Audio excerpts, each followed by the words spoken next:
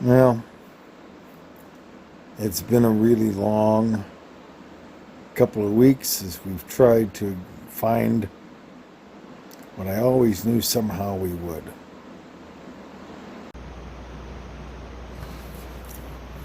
So, what is this thing we've called Bigfoot? Since I was a kid, I've been fascinated, even obsessed by it. This thing out in the wild and the dark unknown of the forests, and well, sometimes emerging from them. In our modern mechanized world, Bigfoot's become a kind of a symbol for what remains of the wilderness, the horror, maybe nightmare of the wild. Over 100 years or so ago, we made little distinction between the dark of the night, of the wilderness, and the darkness in each of us psychologically. When Little Red Riding Hood worries about the wolf, she knows the thing to fear is the primitive impulse that to do harm in each of us. How many fairy tales take us to dark places in the dark woods?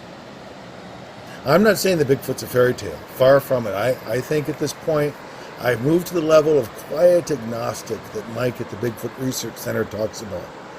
And at that level, I'm suddenly less interested in whether the creature literally exists. I'm more interested in how we talk about it.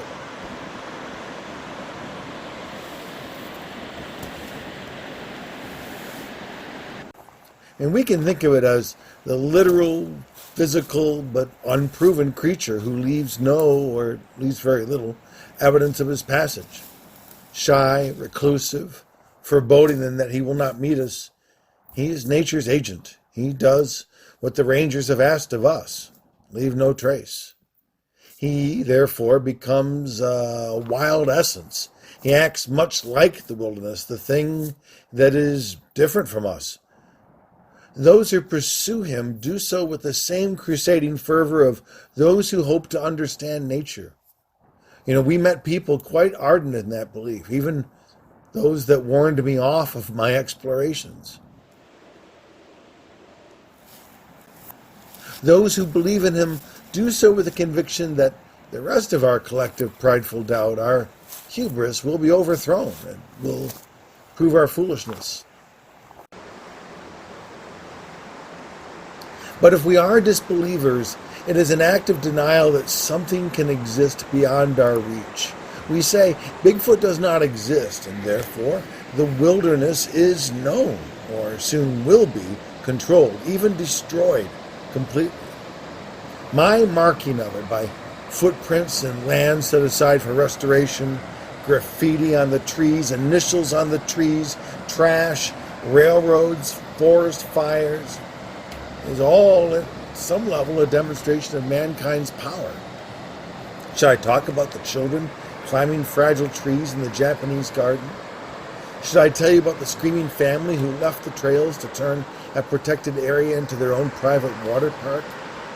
Should I mention the number of Instagram influencers who found it necessary to establish their own rules for the parks in the name of what? A selfie and likes and dollars. Because I can demonstrate my control over this agent of nature by making him an object of profit. In this sense, the monsters in the wilderness are merely ourselves. We are the dangerous ones, the ones who do not belong.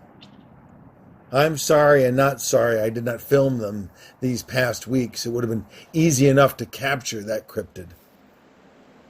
But ironically then, our merchandising of Bigfoot is, to some degree, a demonstration of our own denial of nature and of our own monstrous impulses. We turn nature and our consumption of it into a joke for further consumption.